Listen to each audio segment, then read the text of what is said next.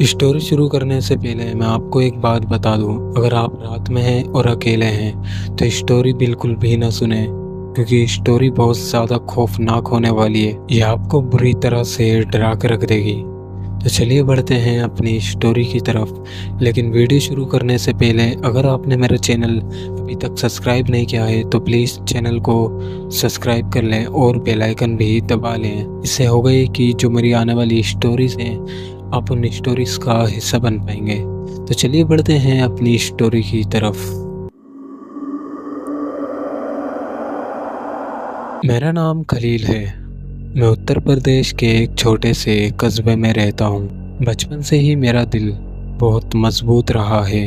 रात में कब्रिस्तान से गुजरना, अंधेरे में अकेले रास्ता तय करना, मुझे इनमें से किसी से भी डर नहीं लगा। शायद इसी वजह से लोग मुझे कस्बे का सबसे निडर इंसान कहते थे। लेकिन जो उस रात हुआ उसने मेरी ज़िंदगी बदल के रख दी। तो घटना कुछ इस तरह से शुरुआत होती है। साल 2019 में, उस समय मेरी नौकरी पुराने ज़िले के कब्रिस्तान के पास बने चौकी घर में लगा दी गई। वहाँ मेरा काम था कि रात में कब्रिस्तान की रखवाली करना, ताकि कोई नशेड़ी या कोई कब्र खोदने वाला अंदर ना आए। वो कब्रिस्तान कम से कम 200 साल पुराना था। उसके चारों तरफ पुराने पत्थरों से बनी ऊंची ऊंची दीवारें थी और अंदर दर्जनों पेड़, जिनकी टहनियाँ हवा के झोंके से एक अजीब सी आवाज़ पैदा करती थी।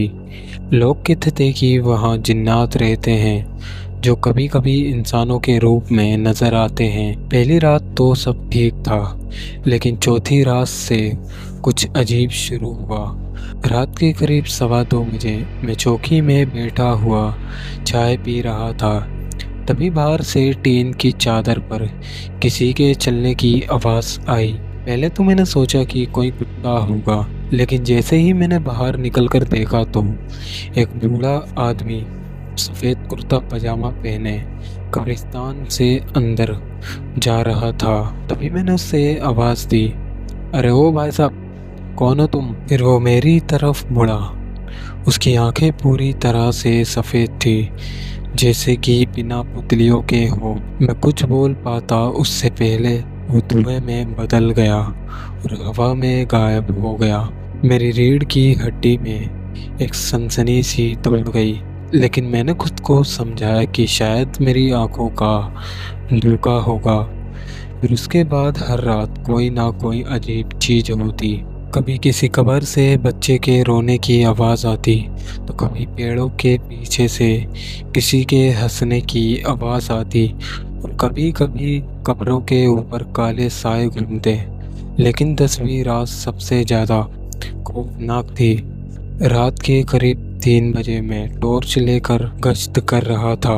अचानक मैंने देखा कि एक औरत काले बुर्के में कब्र के पास बैठी है। मैंने पास जाकर पूछा, बीबी तुम यहाँ क्या कर रही हो? तो उसने धीरे से अपना चेहरा मेरी तरफ घुमाया। जब मैंने उसका चेहरा देखा तो उसका चेहरा बिल्कुल साफ था।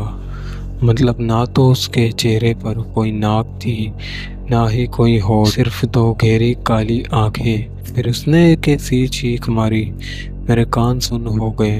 मैं डर के मारे वहाँ से भागा, लेकिन जैसे ही मैं चौकी में पहुंचा, मैंने देखा वो ही औरत मेरी कुर्सी पर बैठकर मुझे ही घूर रही थी। फिर मैं वहाँ से बाहर की ओर भागा। मैंने सोच लिया था कि ये नौकरी मैं छोड़ दूंगा, लेकिन नौकरी छोड़ने से एक रात पहले कुछ ऐसा हुआ जिसे मैं आज तक नहीं भूल पाया। एक रात के 3:33 पर पूरे कब्रिस्तान में एक साथ सैकड़ों फुसफुसाहट गूंजने लगी, जैसे कि कोई मुझे मेरे नाम से बुला रहा हो। उसके बाद मेरे पैर अपने आप एक पुरानी टूटी हुई कब्र की तरफ चल पड़े। जैसे ही मैं उस कब्र के पास पहुंचा तो ज़मीन हिलने लगी।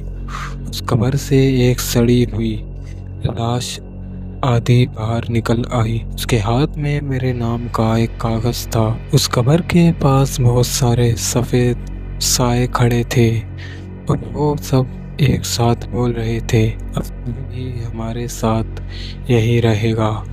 उसके बाद मैं बेहोश हो गया। जब मुझे होश आया तो मैं अस्पताल में था। डॉक्टरों ने कहा कि मुझे किसी ने कब्रिस्तान के पास बेहोश पाया। उसके बाद से मैंने वो नौकरी छोड़ दी। लेकिन आज भी रात के 3:33 पर मुझे अपने कानों में वही गुस्साहट सुनाई देती है, भी हमारे साथ रहेगा। तो दोस्तों, ये थी हमारी स्टोरी। अगर आपको वीडियो पसंद आई है तो प्लीज़ वीडियो को लाइक करें, शेयर करें और चैनल को सब्सक्राइब करना बिल्कुल भी ना भूलें। इससे हमारा मोटिवेशन लेवल जो है वो ऊपर हो जाता है। तो चलिए मिलते हैं किसी और इंटरेस्टिंग स्टोरी में।